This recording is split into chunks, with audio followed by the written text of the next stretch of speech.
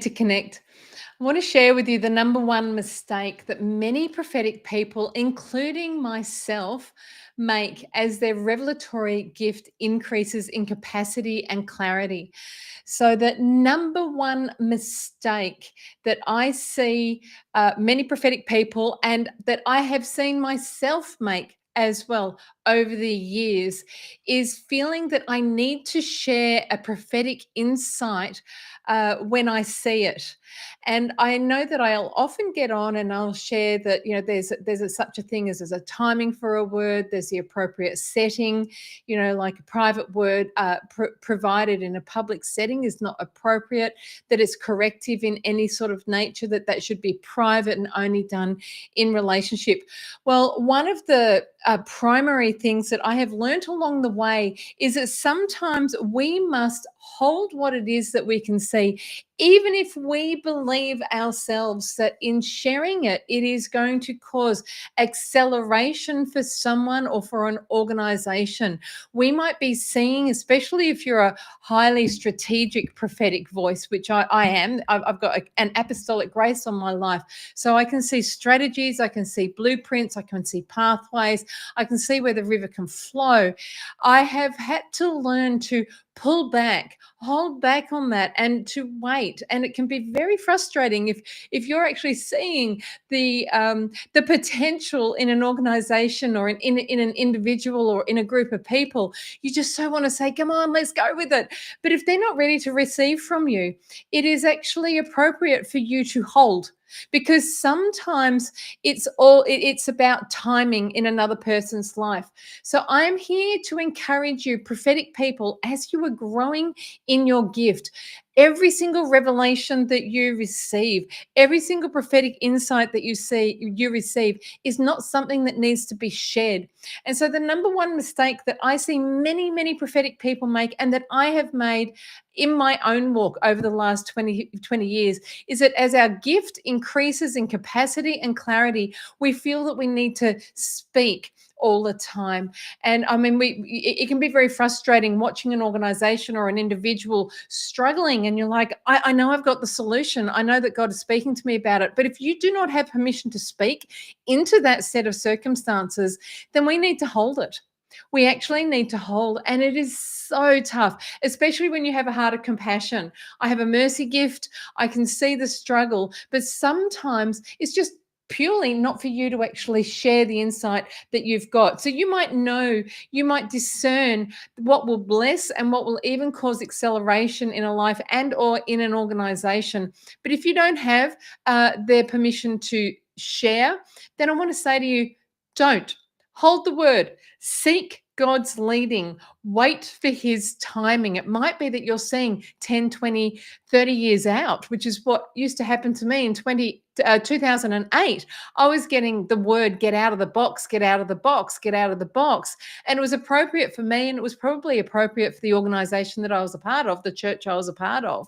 But as in terms of, it became a global world, get out of the box in 2020. It's fascinating, isn't it? So the timing of a word is very, very important. It might be that you are seeing, discerning, understanding, getting insights that you then, because you aren't being given permission, you're not being given the authority to share, to actually bless a person or an organization. It might be a prayer assignment instead. You say to God, do I share this or do I hold this? If I share it, when do I share it? Do I hold this and do I take it back into the prayer closet and pray it back to you? Do you pray that the leaders of a church or an organization will see those pathways? Do you have to be the one to stamp your name on a revelation that the Lord has given you? Or can you be capable, or are you capable of being able to step back and allow them to go on a journey and to discover it through people who are less mature than you in the prophetic? Now that's a tough one, isn't it? So sometimes that journey is actually not so much about the gift, it's more about your character, that you need to celebrate the fact that God is getting what he needs to get through to people through, maybe less mature vessels than you are. How's that? that. This is why it's so important not to compare and not to criticize, because if we go to a place of comparison, we'll either become puffed up or we'll become discouraged. So you can see, I'm hoping that those who watch these lives regularly are actually seeing the interconnectedness of a lot of the teaching that I do. Because if you look at one teaching on its own, it's not always going to make a lot of sense. So sometimes we need to hold the word and seek God's leading. It might be a prayer assignment, or it could be that you are being trained. In the early days of me recognizing my prophetic gift, I could see pathways, I could see things so clearly, and I'm like, why can't they see? And I wouldn't have the release to actually go and share it with them. God was showing me that my gift, that I was accurate. He was actually honing my skill. He was training me up. So I didn't necessarily need to share everything that I saw there. And as I said, sometimes your character is being refined. You know, sometimes we have to be okay with the person who's been on the journey for less amount of time being raised up and us being sidelined. We've got to understand that it's actually not about us. It's about the kingdom of heaven advancing. It's about the glory of God being revealed. It's not about us as an individual. You know, we are told in Proverbs 25:11 that a word fitly spoken is like apples of gold in settings of silver. Let me unpack that. A word fitly spoken is like apples of gold in settings of silver. I think what's beautiful is that the metaphor of apples is the concept of wisdom or knowledge. It speaks of the tree of the knowledge of good and evil. And so, metaphorically, an apple often speaks of as wisdom, but gold speaks of divinity. So, we're talking about a word fitly spoken is like apples of gold. It's like divine knowledge, divine wisdom. So, that's the thing that we're actually looking for, is a word fitly spoken that's divine wisdom. It's in settings of silver. Now, silver is the color or the metal for redemption. So, settings of silver, it's like the sockets of the temple were silver. So it's that concept of silver is redemption. So when we look at it, the right circumstance, the right condition, and the timely moment to release a word is just like something, a word that is fitly spoken, like apples of gold in settings of silver, divine wisdom that will release a redemptive element into the atmosphere. If you try to force a word upon a leader or upon an individual, that is not going to cause redemption.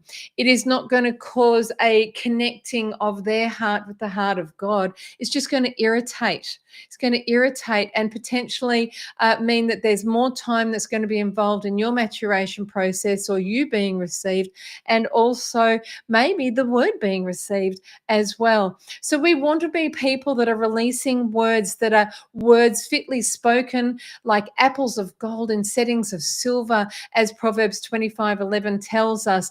We want to be releasing divine wisdom that have a redemptive element to them. That's what the prophetic is actually all about. And that's what I want my prophetic words to be. And I'm sure that's what you want your prophetic words to be as well. So it's all about the right circumstances, the appropriate setting, the right timing.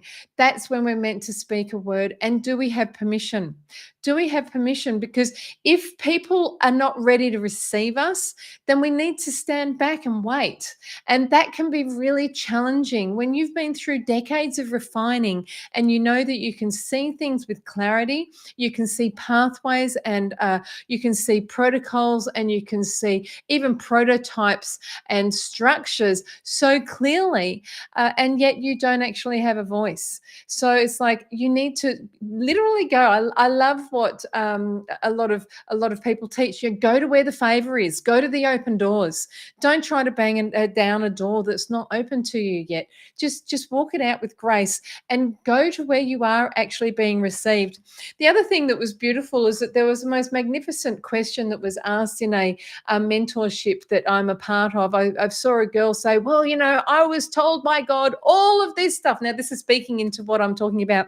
I was told by God all of this stuff. I was shown all of these plans. I was given all of these words for this big church. Thousands of people are at the church. She's not a member of the church yet. And she also said, I think I've been told that I'm a prophet.